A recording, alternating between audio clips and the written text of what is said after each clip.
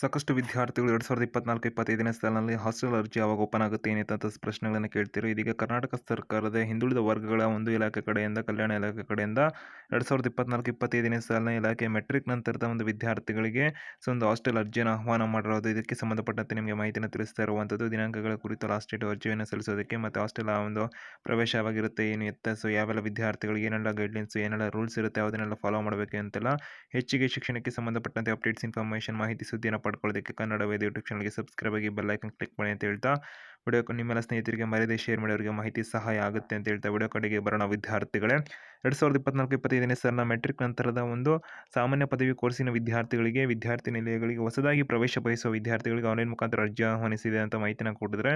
So ಇಲ್ಲಿ ವಿದ್ಯಾರ್ಥಿಗಳು ನೋಡ್ಬೋದಾಗಿರುತ್ತೆ. ವಿದ್ಯಾರ್ಥಿ ನಿಲಯಗಳಲ್ಲಿ ಹೊಸದಾಗಿ ಪ್ರವೇಶ ಬಯಸುವ ಸಾಮಾನ್ಯ ಪದವಿ ಕೋರ್ಸಿನ ವಿದ್ಯಾರ್ಥಿಗಳಿಗೆ ಪ್ರವೇಶಾಂತಿ ಕಲ್ಪಿಸುವ ಆನ್ಲೈನ್ ಮುಖಾಂತರ ಅರ್ಜಿ ಆಹ್ವಾನಿಸಲಾಗಿದ್ದು, ಈ ಪತ್ರಕ್ಕೆ ಲಗತ್ತಿಸಿರುವ ಕಾನೂನು ಕ್ರಮದಂತೆ ಕ್ರಮವಹಿಸಲು ಹಾಗೂ ಈ ಕುರಿತು ಪ್ರಕಟಣೆ ಅಂತೆಲ್ಲ ಮಾಹಿತಿನ ಕೊಟ್ಟಿದ್ದಾರೆ. ಸೊ ಇಲ್ಲಿ ಮೇನ್ ವಿದ್ಯಾರ್ಥಿಗಳಿಗೆ ಇಲ್ಲಿ ಕರ್ನಾಟಕ ಹಿಂದುಳಿದ ವರ್ಗಗಳ ಕಲ್ಯಾಣ ಇಲಾಖೆ ಕಡೆಯಿಂದ ಸೊ ಮೆಟ್ರಿಕ್ ನಂತರದ ಸಾಮಾನ್ಯ ಪದವಿ ವಿದ್ಯಾರ್ಥಿಗಳಿಗೆ ಆನ್ಲೈನ್ ಮುಖಾಂತರ ಅಪ್ಲಿಕೇಶನ್ ಅನ್ನು ಕರೆದಿರುವಂಥದ್ದು. ಯಾವ ವಿದ್ಯಾರ್ಥಿಗಳು ಅರ್ಜಿ ಸಲ್ಲಿಸಬಹುದು ಅಂತ ಹೇಳಿದರೆ, ಕರ್ನಾಟಕ ರಾಜ್ಯದ ಎಲ್ಲ ಜಿಲ್ಲೆಗಳಲ್ಲಿ ಕಾರ್ಯನಿರ್ವಹಿಸುತ್ತಿರುವಂಥ ಹಿಂದುಳಿದ ವರ್ಗಗಳ ಕಲ್ಯಾಣ ಇಲಾಖೆಯ ಮೆಟ್ರಿಕ್ ನಂತರದ ಬಾಲಕ ಮತ್ತು ಬಾಲಕಿಯರ ವಿದ್ಯಾರ್ಥಿ ನಿಲಯಗಳಲ್ಲಿ ಸಾಮಾನ್ಯ ಕೋರ್ಸಿನ ವಿದ್ಯಾರ್ಥಿಗಳಿಗೆ ಮಾತ್ರ ಪ್ರವೇಶಕ್ಕಾಗಿ ಹೊಸದಾಗಿ ಪ್ರವೇಶ ಬಯಸುವ ಪ್ರವರ್ಗ 1 ಅಂದರೆ ಪ್ರವರ್ಗ 1ರ ವಿದ್ಯಾರ್ಥಿಗಳು category 1, 2A, 2B, 3A, 3B ಮತ್ತು ಪರಿಶಿಷ್ಟ ಜಾತಿ, ಪರಿಶಿಷ್ಟ ವರ್ಗದ ಒಂದು ಸೇರಿದಂಥ ವಿದ್ಯಾರ್ಥಿಗಳಿಂದ 2024-25ನೇ ಸಾಲಿಗೆ ಆನ್ಲೈನ್ ಮುಖಾಂತರ ಅರ್ಜಿ ಆಹ್ವಾನ ಮಾಡಿದರೆ, ಸಾಮಾನ್ಯ ಪದವಿ ಅಂತ ಮಾಹಿತಿಯನ್ನು ಕೊಟ್ಟಿದ್ದಾರೆ. ಅಂದರೆ ಡಿಗ್ರಿಯನ್ನು ಓದ್ತಿರುವಂಥ ವಿದ್ಯಾರ್ಥಿಗಳಿಗೆ ಮಾತ್ರ ಇದು ಅನ್ವಯ ಆಗುತ್ತೆ. BA, BCom, BSc, BBA ಇತರ ಯಾವುದೇ ಓದ್ತಿದ್ರು ಕೂಡ ಈ ಒಂದು ವಿದ್ಯಾರ್ಥಿಗಳಿಗೆ ಇದು ಅನ್ವಯಿಸುವಂಥದ್ದಾಗಿರುತ್ತೆ.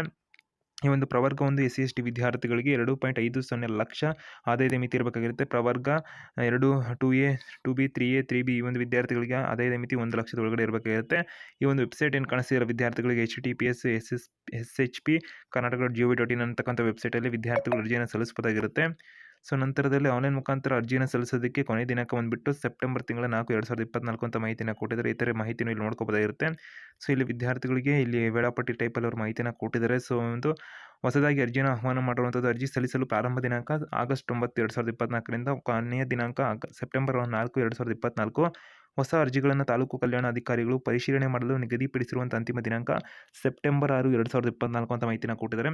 ತಾಲೂಕು ಸಮಿತಿಯ ಮೂಲಕ ಆಯ್ಕೆಯಾದ ಹೊಸ ವಿದ್ಯಾರ್ಥಿಗಳ ಆಯ್ಕೆ ಪಟ್ಟಿ ಸಿದ್ಧಪಡಿಸಿ ಪ್ರಕಟಿಸಲು ಅಂತಿಮ ದಿನಾಂಕ ಸೆಪ್ಟೆಂಬರ್ 11, 2024 ಅಂತ ಕೊಟ್ಟಿದ್ದಾರೆ. ಆಯ್ಕೆಯಾದ ವಿದ್ಯಾರ್ಥಿಗಳು ವಿದ್ಯಾರ್ಥಿ ನಿಲಯಗಳಿಗೆ ಪ್ರವೇಶ ಪಡೆಯಲು ನಿಗದಿ ಮಾಡಿರುವಂಥ ಅಂತಿಮ ದಿನಾಂಕ ಸೆಪ್ಟೆಂಬರ್ 17, 2024 ಒಳಗಡೆ ವಿದ್ಯಾರ್ಥಿಗಳು ಹಾಸ್ಟೆಲ್ಗೆ ಜಾಯ್ನ್ ಆಗಬೇಕು ಅಂತೆಲ್ಲ ಮಾಹಿತಿನ ಕೊಟ್ಟಿದ್ದಾರೆ. ಅರ್ಜಿಯನ್ನು ಸಲ್ಲಿಸಿಬಿಟ್ಟು ಆಯ್ಕೆಯಾದವರೆಲ್ಲ.